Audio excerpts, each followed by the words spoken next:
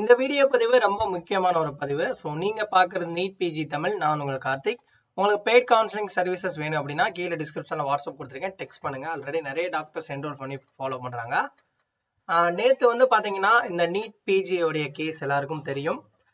நமக்கு லாஸ்ட்டு நடந்த exam 2024 NEET PG exam வந்து அந்த கடைசி டைமிங்கில் வந்து 2 ஷிஃப்டிங் பேட்டர்னில் வச்சு அதோடைய ஸ்கோரும் பார்த்தீங்கன்னா நமக்கு நார்மலைசேஷன் பண்ணி ரிலீஸ் பண்ணியிருந்தாங்க. ஸ்கோர் கார்டு எல்லாமே ரிலீஸ் ஆனதுக்கப்புறம் நிறைய கான்ட்ரவர்சி ஆகி நிறைய பேர் வந்து சுப்ரீம் கோர்ட்டில் கேஸ் போட்டிருந்தாங்க.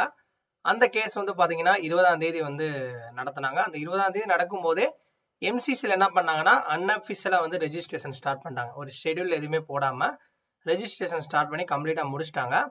பட் இருந்தாலும் வந்து இப்போ கேஸ் போட்டனால வந்து எம்சிசி கவுன்சிலிங் வந்து போஸ்ட்போன் பண்ணிட்டாங்க. அதே மாதிரியே ஒவ்வொரு ஸ்டேட் கவுன்சிலிங்கோடைய அப்ளிகேஷன் ப்ராசஸிங் ஸ்டார்ட் பண்ணிட்டாங்க.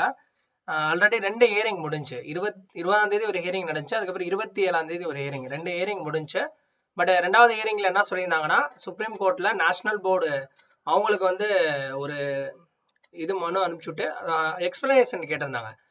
நேஷனல் போர்டு வந்து இந்த வருஷம் நீட் பிஜி எக்ஸாம் வந்து கடைசி டைமிங் நடத்துறதுக்கான ரீசன் என்ன அப்படின்றதையும், அதே மாதிரி வந்து எந்த ஒரு நார்மலைசேஷன் மெத்தட்ல வந்து பண்ணீங்க அதோட ஆன்சருக்கு வெளியிட சொல்லி ஏற்கனவே கேஸ் போட்டிருந்தாங்க. ஸோ அதை பற்றியும் வந்து ஒரு எக்ஸ்பிளனேஷன் கேட்டிருந்தாங்க. பட் நேஷனல் போர்டில் இருந்து ப்ராப்பரான இன்னும் ஒரு எக்ஸ்பிளனேஷன் வரல. பட் நேற்று அதாவது 3வது ஹியரிங் வந்து 27ஆம் தேதி நடந்த அந்த இதில் வந்து என்ன சொன்னாங்கன்னா 4ஆம் தேதி வந்து அந்த கேஸை தள்ளி வச்சு நமக்கு வந்து நேற்று தான் வந்து கொடுத்துருந்தாங்க ஆர்டர். ஸோ அந்த லிஸ்ட் ஆர்டர் பார்த்தீங்கன்னா நேற்று தான் வந்து அந்த கேஸோடைய ஆர்டர் வந்து வருது. பட் ஆனால் நேற்று வந்து பார்த்தீங்கன்னா அந்த கேஸ் வந்து எதுவும் யாரும் பெட்டிஷனை வந்து ஆஜரானா பெண்டிங்கில் போயிருச்சு. ஸோ இந்த கேஸ் வந்து அடுத்து நெக்ஸ்ட் ஹியரிங் அப்படின்ற ஒரு எக்ஸ்பெக்டேஷனோட நிறைய டாக்டர்ஸ் மட்டும் இல்லாமல் நம்மளும் வந்து ஃபாலோவிங்கில் தான் இருந்தோம்.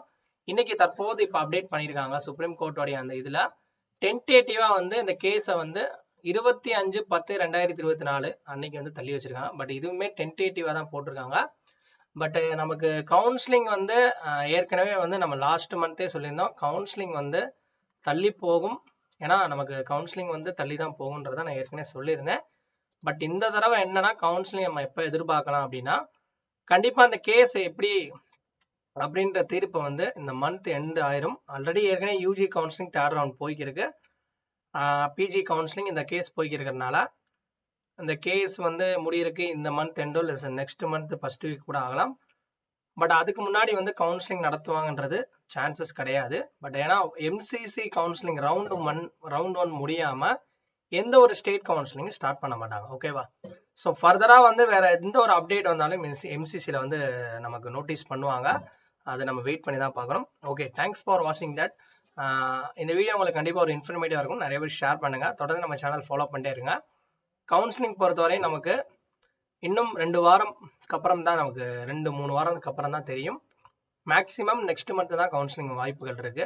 பட் அதை தாண்டி போறதுன்றது இந்த கேஸோடைய அந்த ஹியரிங் என்ன ஜட்ஜ்மெண்ட் வருதோ அது